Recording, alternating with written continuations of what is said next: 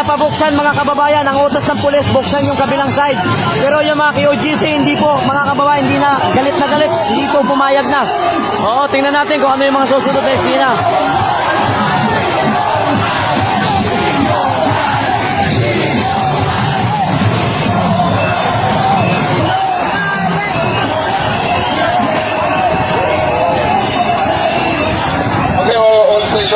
Tatabi natin ang ating truck. Pagkatapos ay paligiran nyo ng PDM.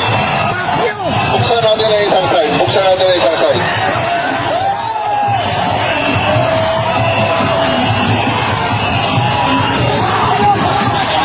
Let us open one side. Let us open one side.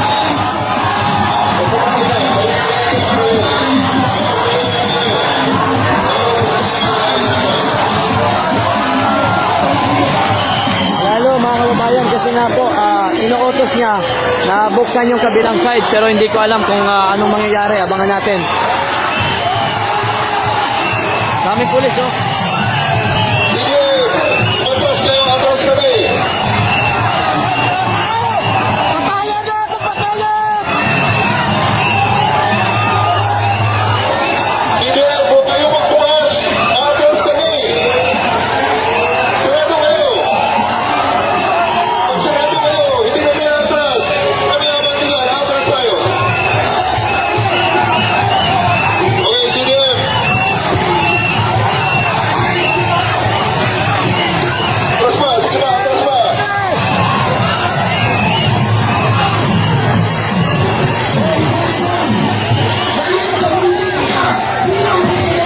Kami mga kababayan, nag-insist kasi ang utos, buksan yung kabilang side pero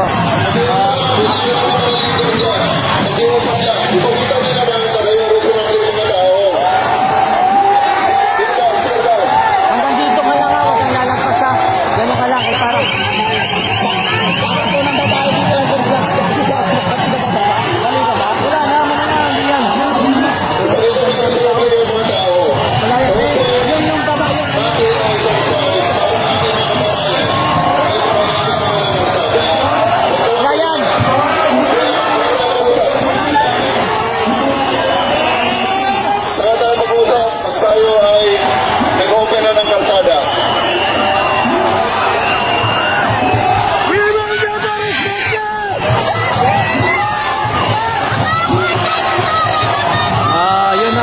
medyo nagiging intense po ang sitwasyon. Talagang galit na itong mga kababayan natin dito po sa Davao City.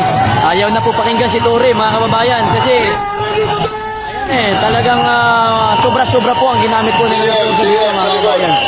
Arresting, dito kayo sa likod ng CDM. Dito sa harap ng truck.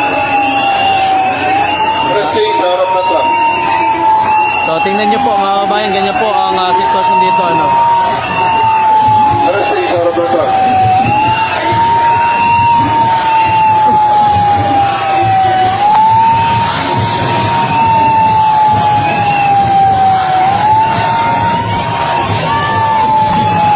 Grabe oh.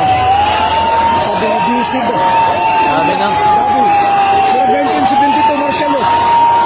Bukas mas dadami ito kasi araw na ano bukas eh. Bayani. Okay, mas dadami ito bukas. Manila din yung iba. Ayaw mo sa KOGC. Ayaw na kami batay support. Dito sa mga ano. Sa Davao ba eh? Yes! I agree. I'm not a member of PLGC but I support. Also we'd like to release there. Yes. Parang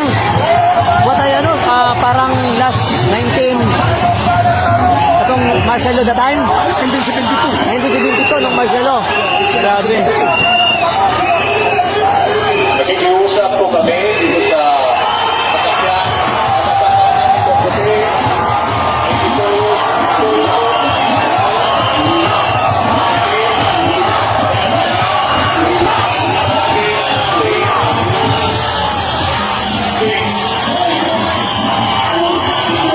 Ayaw na guys, talagang nagiging intense lalo ang sitwasyon kasi ang sabi ng mga pulis, ayan na, wala na. Ang sakyanan na puti, diha, sa silo sa ato ang free. Mamanihong free,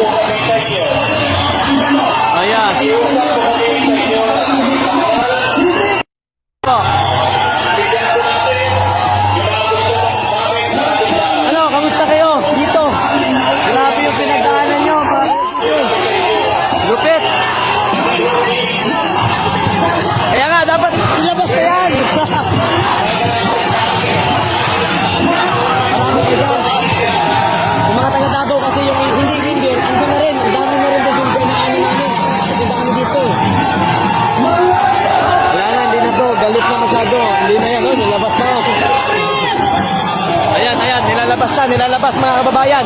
Ayan na, haharang na, yaharang. Oo. Ilan. Harang lahat yan.